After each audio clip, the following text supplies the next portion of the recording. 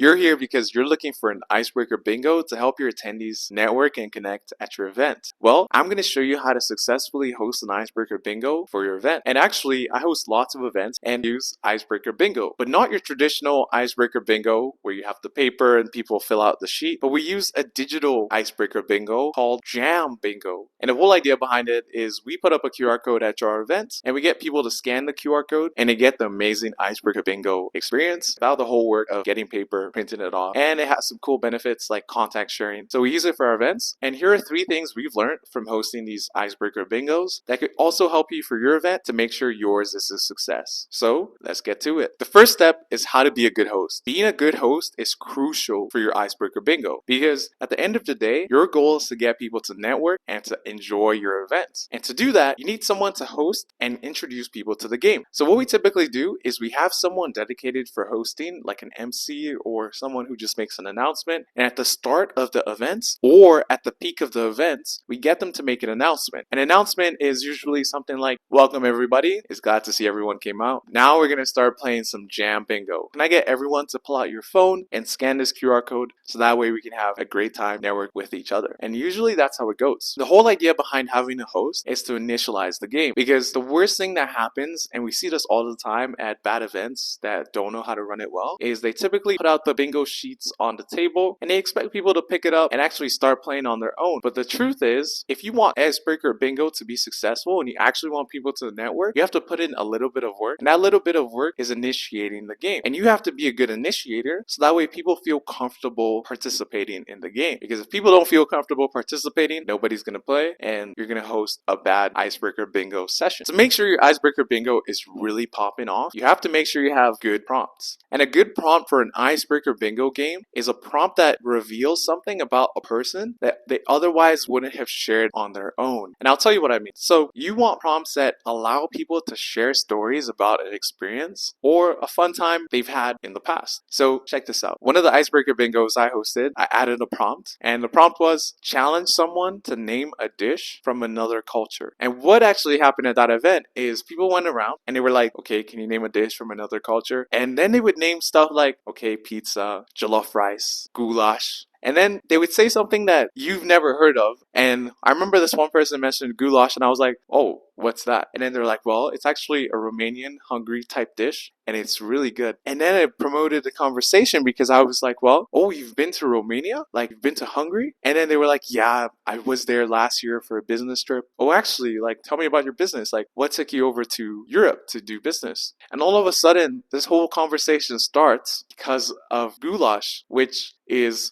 a cool traditional dish from another culture. So you want prompts that promote good conversations like that. And to help you out, I'm actually going to put a list of our top best prompts. So that way you can actually grab some of those and try it out for your event. Win condition. Win condition is the last item on our list. And this is something we've noticed from our events. So there are 2 types of people who play Jam Bingo or your typical Icebreaker Bingo. There are 2 types. And the 2 types, one of which are the people who speed run to win a prize. Because usually when you do Icebreaker Bingo, there's normally a prize. And you have the people who just go person to person, checking off the check boxes, making sure they can get their prize. And then you have the other types of people who actually engage with the game to make new connections and to have good conversations. And those are the people who most oftentimes winning for them is making new connections. So you have to make sure that if your win condition is to win a prize at the end, you account for the fact that you're going to have people who speedrun and who actually have no intention of connecting with anybody, but they're just interested in your cool prize you have at the end. So we actually hated this at our events and it was really bad because the people who were actually making connections would never have a shot at beating these people who are speedrunning. So what we started doing is we would make the announcement of a prize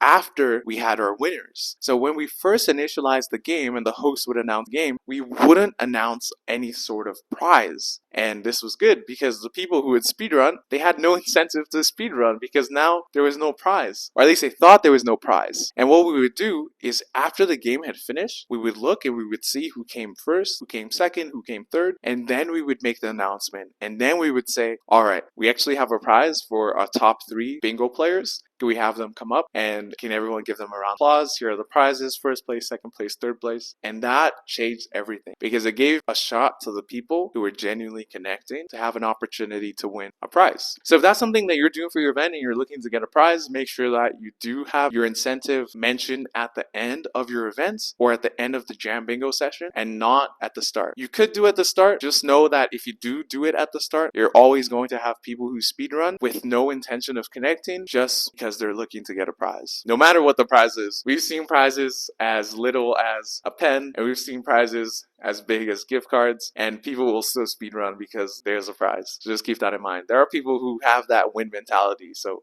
keep that in mind. Other than that, those are the 3 things we've come across while hosting Icebreaker bingos all around our city. And these are some important things for you to keep in mind when you host yours. That way yours could be successful as well. If you have any questions, let me know. Drop it in the comments. And if you do want to share your experience hosting an Icebreaker session, let us know how it goes. Until next time.